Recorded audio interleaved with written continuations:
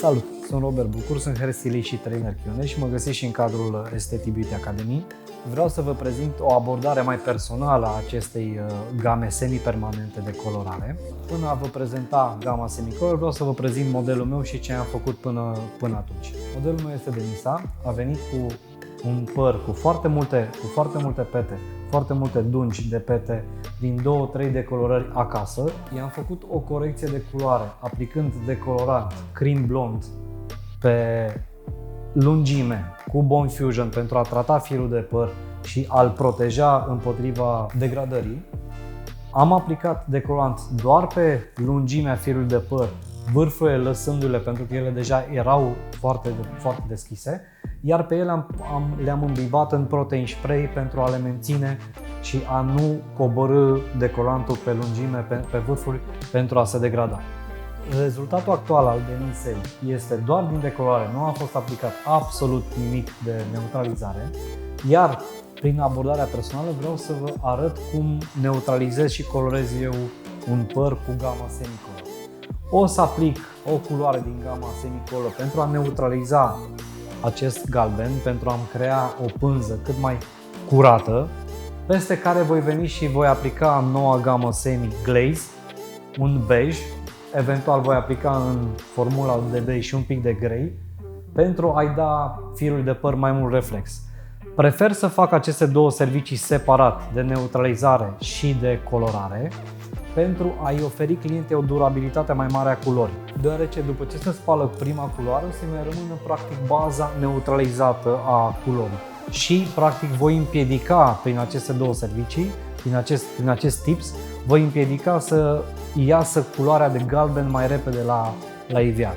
Iar clienta până va reveni în salon la retuș sau la colorat, ea va avea o culoare cât mai proaspătă. Voi folosi gama semicolor deoarece avem cu până la 67% mai multă strălucire decât gama precedentă și până la 55% păr mai netted. Gama semicolor ține între 20 și 24 spălări, depinde foarte mult cu ce fel de șampon se spală clienta acasă. Formula mea de colorare conține 3 din nuanțele noi, adică 10.17, adică cenușiu și violet, 9.71, adică violet și cenușiu, și 8.22, adică perlat intens și silver, pentru a da culorii o nuanță cât mai metalică, plus activator în cantitate dublă. Am pus 10-17 20 de grame, 9-71 10 grame, 8-22 10 grame și silver 20 de grame plus 120 de grame de activator. Această formulă o voi pune pe părul blond, peste care la final, ultimele 5-10 minute, ca să creez trecerea dintre părul închis natural și blond, voi pune 8-2-2, tot la fel nuanță nouă, plus 7-18 plus activator. Această formulă o să o las doar pentru a-mi crea o trecere cât mai lină și să-mi întunece un pic diferența dintre culoarea naturală și blondul pe care eu îl voi crea. Noua gamă semicolor ne propune aproape 100 de nuanțe ce pot fi intermixabile între ele și putem crea infinit de nuanțe noi și putem crea orice fel de nuanță pe care clienta și-o dorește, atât nuanțe pe bază foarte deschisă combinate cu nuanțe pe bază foarte închisă.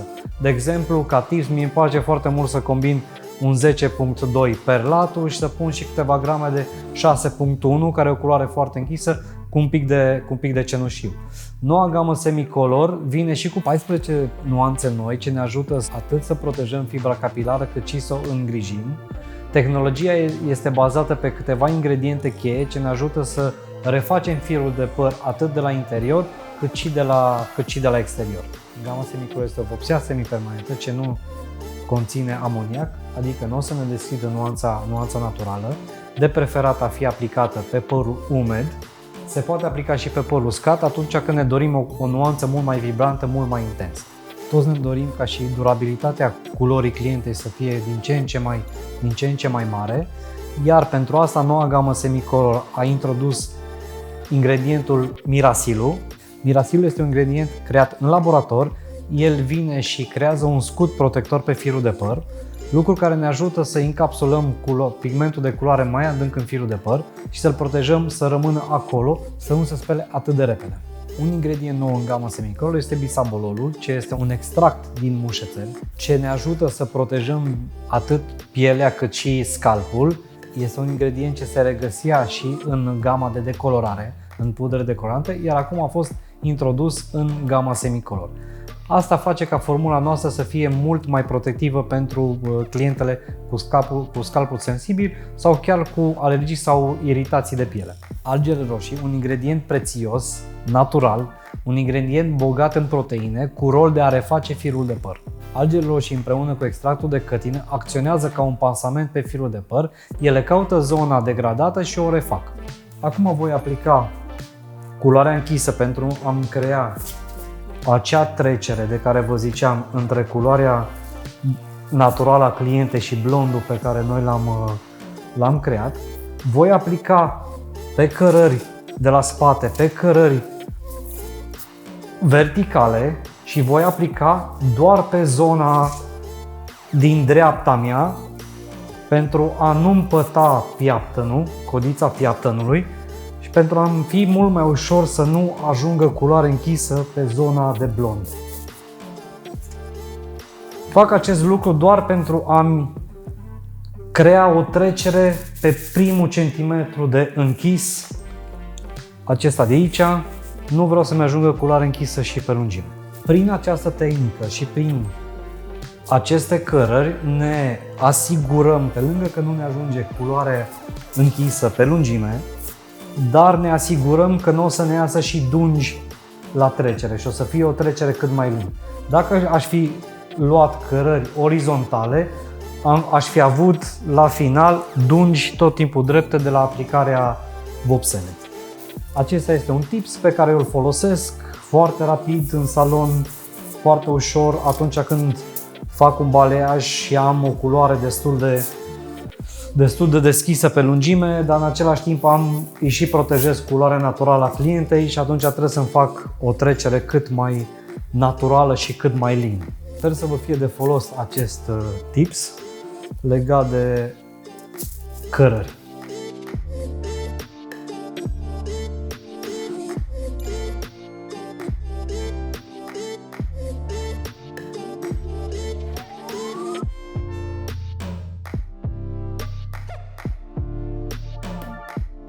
Timpul de acționare al Semicolor este de 20 de minute. Se poate aplica atât pe părul umed spălat cu șampon Clarify. Dacă nu este posibil acest lucru, se poate aplica în formula dorită și un pic de vopsea Clear din gama Semi. Rata de amestec a Semicolor este de 1:2, adică o parte de vopsea cu două părți de activator. Aici avem două tipuri de activator, activator normal și activator intensul. Diferența dintre ele este concentrația, iar atunci când avem nevoie sau dorim nuanțe mai vibrante, mai intense, putem folosi activatorul intens. Cu Semicolor putem face mai multe servicii.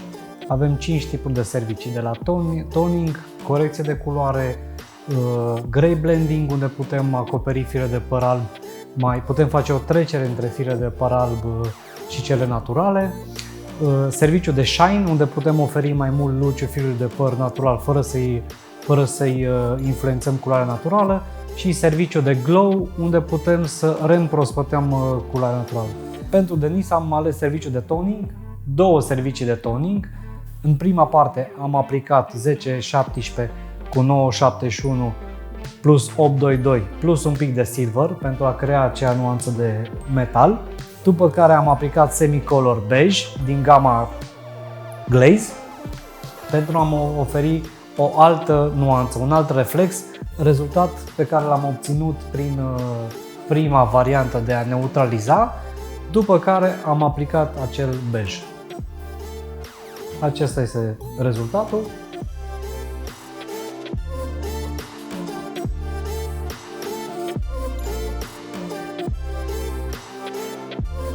Nouă Semicolor are un parfum plăcut și o aplicare facilă.